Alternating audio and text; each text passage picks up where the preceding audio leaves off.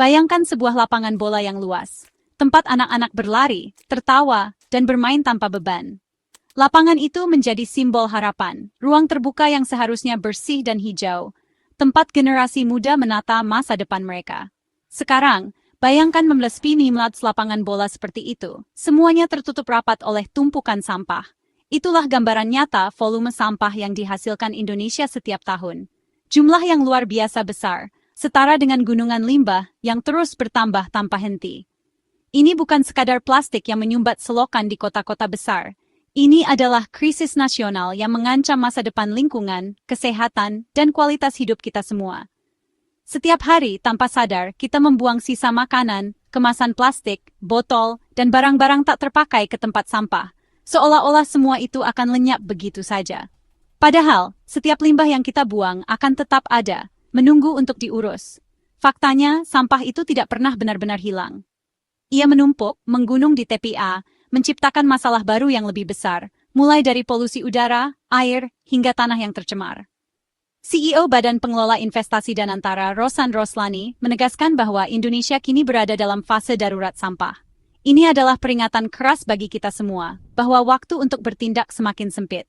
Ini bukan sekadar alarm biasa, melainkan sirene yang meraung dari Sabang sampai Merauke, menuntut aksi nyata dari seluruh lapisan masyarakat, tanpa terkecuali.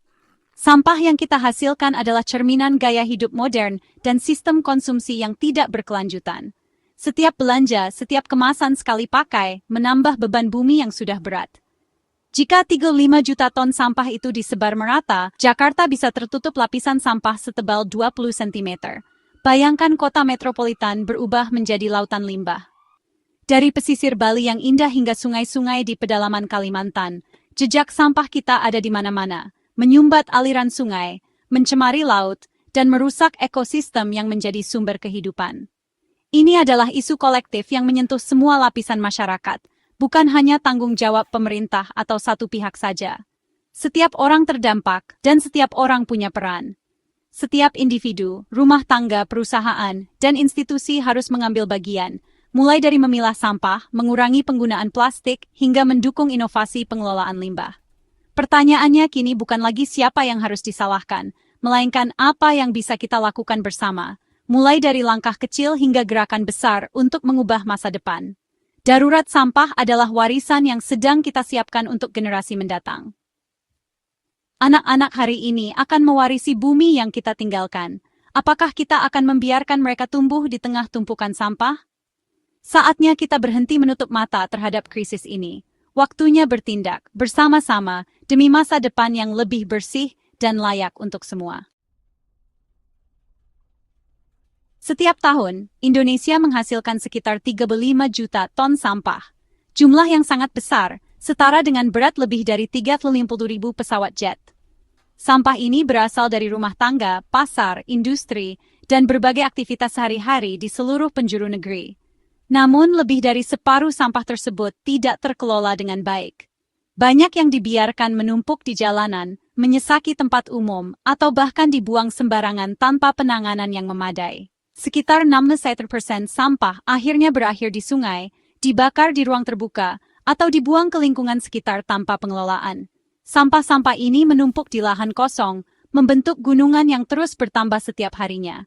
Kondisi ini menciptakan sumber penyakit, menarik lalat, tikus, dan hewan liar, serta menyebabkan polusi udara dan air yang membahayakan kesehatan masyarakat, terutama anak-anak yang tinggal di sekitar tumpukan sampah. Hanya sekitar 38% sampah yang berhasil diangkut ke tempat pemrosesan akhir, atau TPA, tempat seharusnya sampah diproses dengan benar. Namun, di TPA pun, sampah seringkali hanya dipindahkan dari satu tempat ke tempat lain, tanpa proses pengolahan, pemilahan, atau daur ulang yang memadai. Daur ulang dan pengomposan masih sangat langka, padahal kedua metode ini bisa mengurangi beban sampah secara signifikan. Sistem pengelolaan kita saat ini lebih banyak memindahkan masalah, bukan menyelesaikannya. Sampah hanya berpindah lokasi, tanpa solusi jangka panjang. Praktik pembakaran sampah secara terbuka melepaskan racun berbahaya ke udara, seperti dioksin dan furan, yang dapat menyebabkan gangguan pernapasan dan penyakit kronis. Racun ini mencemari lingkungan dan membahayakan kesehatan kita sendiri.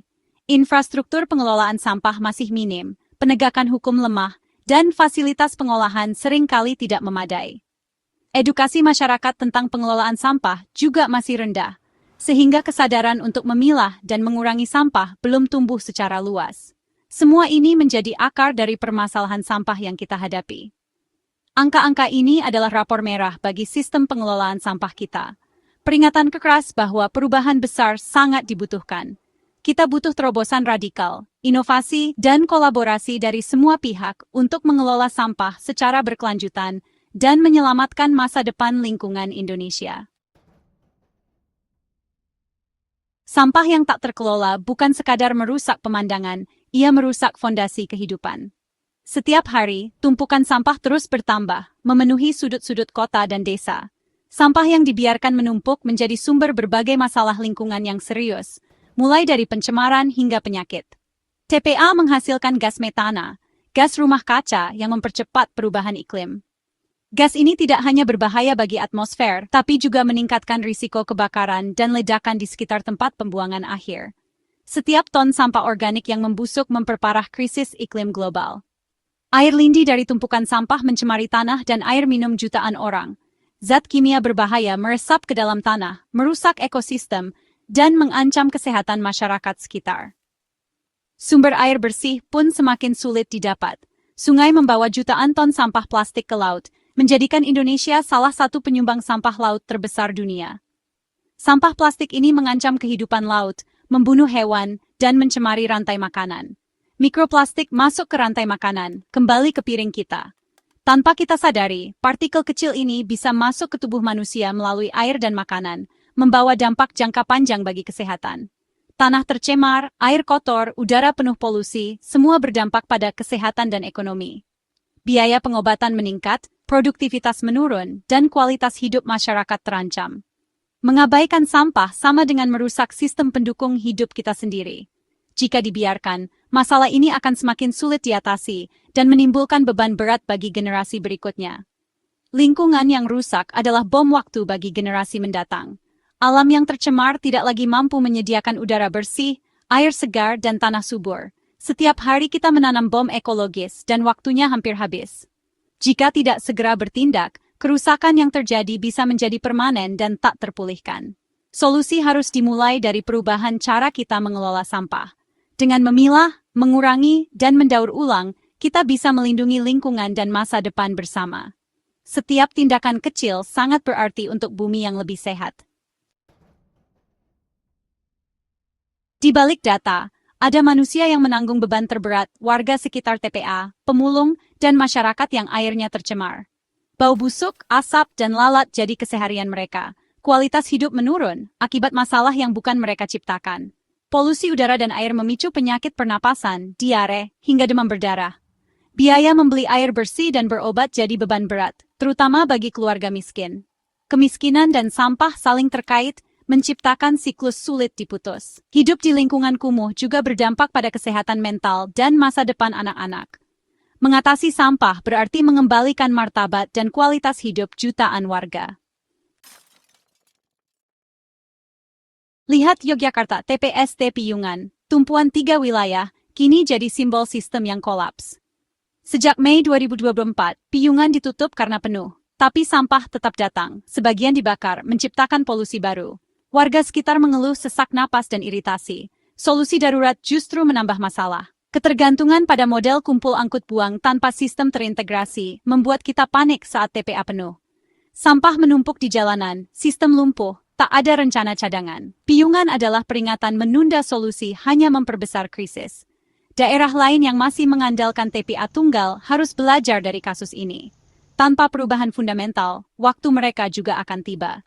Krisis Piyungan adalah cermin kegagalan nasional.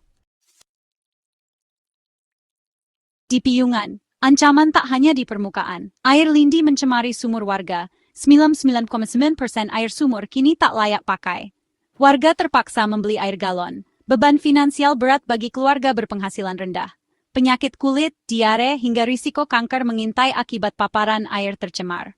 Polusi tak kenal batas administratif. Dampaknya meluas kemana-mana. AMDAL dan pengawasan lingkungan harus jadi prioritas dalam setiap pembangunan fasilitas sampah. Air bersih adalah hak asasi manusia, Kegagalan menyediakan hak ini adalah noda peradaban. Kisah piungan mengingatkan dampak sampah bisa menghancurkan kehidupan sehari-hari. Perlindungan lingkungan adalah perlindungan manusia. Pemerintah menawarkan harapan lewat program Waste to Energy, mengubah sampah jadi listrik. Teknologi ini bisa mengurangi volume sampah hingga 90% dan menghasilkan energi alternatif. Proyek ini masuk daftar strategis nasional, tapi butuh investasi besar dan teknologi canggih. Ada kekhawatiran, jika tak dikelola ketat, insinerator bisa jadi sumber polusi baru. Fokus pada waste to energy juga bisa mengabaikan upaya pengurangan dan daur ulang di hulu. Fasilitas ini butuh pasokan sampah besar, bisa jadi insentif salah untuk terus menghasilkan sampah. Waste to energy harus jadi bagian sistem terpadu, bukan satu-satunya solusi. Pencegahan dan daur ulang tetap prioritas utama. Di daerah, implementasi waste to energy dan TPSTR sering terhambat birokrasi, dana, dan kapasitas teknis. Yogyakarta baru punya satu TPSTR yang beroperasi signifikan, jauh dari cukup. Penolakan warga dan dana terbatas jadi kendala utama. Banyak rencana pengelolaan sampah hanya jadi dokumen tanpa eksekusi. Perubahan perilaku masyarakat adalah tantangan terbesar. Teknologi tak akan efektif tanpa partisipasi. Pemilahan sampah dari rumah adalah kunci, tapi butuh edukasi dan penegakan aturan. Infrastruktur dan pemberdayaan masyarakat harus berjalan beriringan. Solusi lokal penting, tapi harus didukung sistem dan kebijakan nasional. Darurat sampah adalah masalah kolektif. Solusinya juga harus kolektif. Pemerintah wajib menyediakan kebijakan dan infrastruktur, menegakkan aturan, dan mendorong ekonomi sirkular. Swasta harus bertanggung jawab atas produknya, berinovasi dalam kemasan ramah lingkungan, dan mendukung industri daur ulang. Perubahan paling mendasar dimulai dari diri sendiri. Kurangi, gunakan ulang, dan pilah sampah. Langkah kecil jutaan orang akan berdampak besar. Bawa tas belanja, gunakan botol isi ulang, dan ikut bank sampah. Keputusasaan bukan pilihan, ini momentum untuk berinovasi dan berkolaborasi. Masa depan Indonesia yang bersih dan berkelanjutan ada di tangan kita semua. Mari jawab tantangan ini bersama demi generasi mendatang.